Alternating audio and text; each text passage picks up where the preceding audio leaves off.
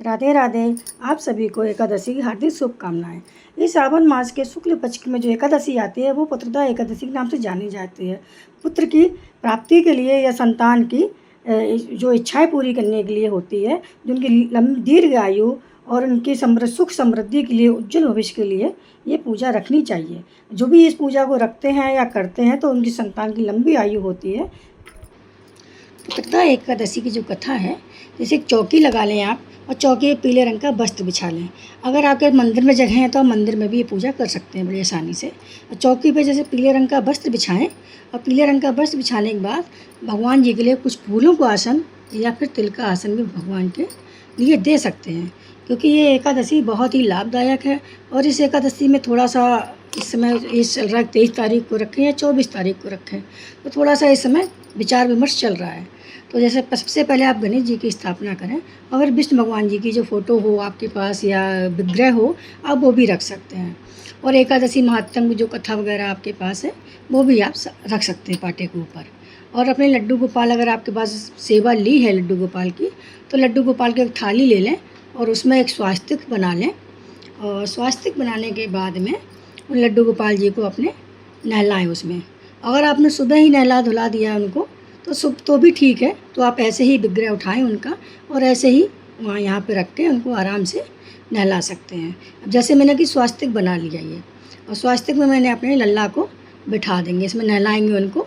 ये तुलसी की एक पत्ती मैंने रख दी और उसके ऊपर थोड़ी पंखुड़ी सी भी मैंने डाल दी है भगवान जी के लिए, थोड़ा फूलों का अच्छा रहता है। तो मैंने लड्डू गोपाल को अपने यहाँ बिठाया और उनके ऊपर मैंने अभी नॉर्मल जल जैसे होता है ना, तो उसमें जल में थोड़ा सा मैंने गंगा जल मिलाया। अब गंगा जल मिलाने के बाद में उनको नहलाया सिंपल से, और आराम से उनको नहला धुला दिया।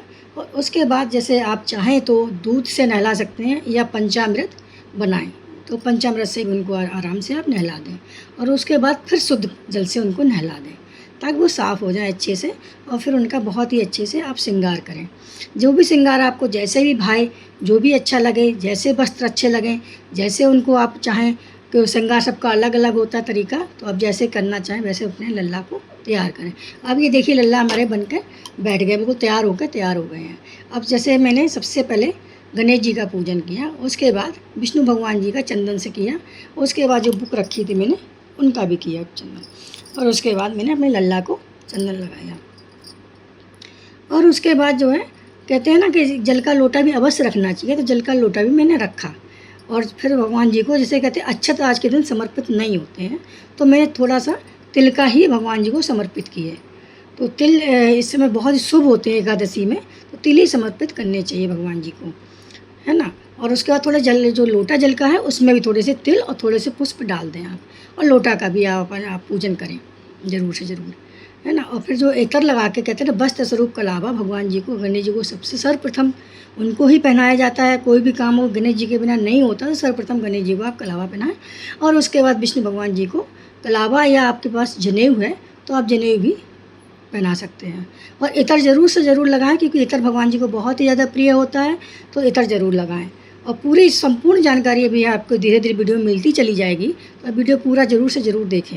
और अपने कान्हा जी को भी इतर लगाएं, क्योंकि खुशबू बहुत अति प्रिय होती है भगवान जी को। तो खुशबू लगाने के बाद में आप उनको जो भी आपके पास फूल हो सीजन के, और पीले फूल तो अति प्रिय होते हैं भगवान जी को, गेंदा के या गुलाब के फूल, और भी जो भी फूल आपके पास हो भगवान जी को आप फूल बहुत अच्छे से उनको श्रृंगार कर सकते हैं, आप बहुत अच्छे सजा सकते हैं, माला भी बना सकते हैं फूलों की। आप भगवान जी को माला पहनाएं। और उसके बाद जो है, जो भी आपने भोग प्रसादी रखी है भगवान जी की, जैसे जल के लोटे में भी थोड़ा सा फूल डाल दें। और जो भी आपने, उसके बाद जो है अपना दिया जलाएं भगवान जी के लिए। क्या है कि अग्नि समर्पित, अग्नि जो जलती है और जो प्रज्वलित करते हैं अग्नि, तो अग्नि हमारी पूजा की साक्षी होती है। जब साक्षी बनती है तो जो पूजा हमने की, तो अग्नि हमारी साक्षी की मैंने पूजा की है। तो आप धूप दीप आप जो भी जलाना चाहें, आप गाय का घी का दीपक जला सकते हैं, और आप तिल के तेल का भी दीपक जला सकते हैं। और थोड़ा सा तिल आप उसमें डालें और दिया का भी पूजन कर दें आप, है ना। और उसके बाद जो भी फलाहारी आपने प्रसाद रखा है, क्योंकि अन्न का भोग तो एकादशी पर नहीं लगाया जाता है, तो आज के दिन भगवान जी को फलाहार का भोग लगाते हैं। जो भी आपने फलाहार अपने बनाया हो भगवान जी के लिए, आप मखाने की खीर वगैरह बनाएं, जैसे कि बना के आप रख सकते हैं। और जो फ्रूट आपके सीजन के आ रहे हैं, वो फ्रूट का भी भोग लगा सकते हैं। जैसे मैंने गणेश जी का, भगवान जी का अलग से भोग रखा है, और सारे विष्णु भगवान जी का अपने को लड्डू गोपाल का भोग अलग से रखा हुआ है।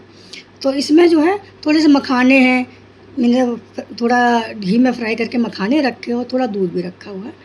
और जैसे कहते हैं ना, गणेश जी भगवान में तुलसी पत्र नहीं चढ़ाते हैं, तो मैंने और सारे भगवानों में जो प्रसाद रखा सब में तुलसी पत्र रखा हुआ है। तुलसी पत्र को जो है एक दिन पहले ही तोड़ लेना चाहिए। इस बार जो है 2 दिन की एकादशी पड़ रही है, ये संडे और मंडे दोनों की है। एकादशी जो संडे की पड़ रही है वो पूर्ण रूप से एकादशी है, शुद्ध एकादशी इस बार पड़ रही है, कि रात को 2 बजे से लग जाएगी। और 24 तारीख को जो है एकादशी सुबह 4:18 तक रहेगी। तो कुछ लोग एकादशी संडे की रखेंगे, कुछ लोग मंडे की भी रखेंगे। मंडे को इस बार महाद्वादशी पड़ रही है। तो महाद्वादशी के कहते हैं 1000 वाजपेयी यज्ञ का पुण्य के बराबर फल मिलता है। तो आप जो भी रखना चाहें तो वो आप रख सकते हैं। और जैसे पूजा करने के बाद आप जो कथा वगैरह होती है वो आप पूर्ण रूप से करें। और उसके बाद जैसे आप गणेश जी की आरती वगैरह करते हैं वो करें धूप दीप नैवेद्य से, और विष्णु भगवान जी की आरती करें, लड्डू गोपाल की आरती करें और भगवान जी को भोग लगाएं। और जैसे कि आप कहते हैं ना, जब आरती संपन्न हो जाए आपकी, तो आरती को 3 बार आचमन करके भगवान जी को आरती दें, और आप खुद भी आरती लें और पूरे परिवार को भी आरती दें। जैसे कि जो ये प्रसाद भी रखा हुआ है, जो प्रसाद ये है, तो आप ये जैसे, और जो प्रसाद आप पूरे परिवार को बांट सकते हैं, क्योंकि जब उस दिन एकादशी वाले दिन भी आप प्रसाद खा सकते हैं, क्योंकि फलाहारी प्रसाद होता है। और कुछ ना कुछ दक्षिणा ज़रूर आप चढ़ाएं, जो भी आपकी सामर्थ्य हो। तो दक्षिणा चढ़ाने से क्या होता है, जो त्रुटि पूजा हमसे रह जाती है वो त्रुटि हमारी कहीं ना कहीं कुछ हद तक पूरी हो जाती है। तो ज़रूर से ज़रूर आप पूजा में दक्षिणा रखें और हाथ जोड़ के भगवान जी से प्रार्थना करें, हे भगवान जी, जो मैंने आपके लिए पूजा की है, जो निमित्त मैंने फल फ्रूट रखा है आपके निमित्त, वो आप स्वीकार करें, अपना भोग लगाएं, जो अमृत के समान हो जाए। तो ज़रूर भगवान जी को भोग लगा के प्रार्थना ज़रूर से करनी चाहिए, ताकि भगवान जी आपके प्रसाद को ग्रहण कर सकें। हो सके तो भगवान जी आपके प्रसाद ग्रहण करें। और इस एकादशी में 2 एकादशी पड़ रही हैं, जो आपको एकादशी अच्छी लगे वो आप एकादशी रख सकते हैं, क्योंकि दोनों ही एकादशी अच्छी है। लेकिन आप 24 तारीख की एकादशी ज़्यादा अच्छी है, तो आप 24 तारीख की एकादशी रख सकते हैं। द्वादशी जो है 25 तारीख को 6:20 तक रहेगी, तो इसलिए पारण का समय जो है 5:06 तक ही रहेगा। तो आप सुबह में जल्दी स्नान करके आप पारण का समय देख लें और पारण कर लें। उस समय नहीं हो तो आप तुलसी दल गंगा जल से ही पारण कर सकते हैं। ओम नमो भगवते वासुदेवाय, ओम नमो भगवते वासुदेवाय।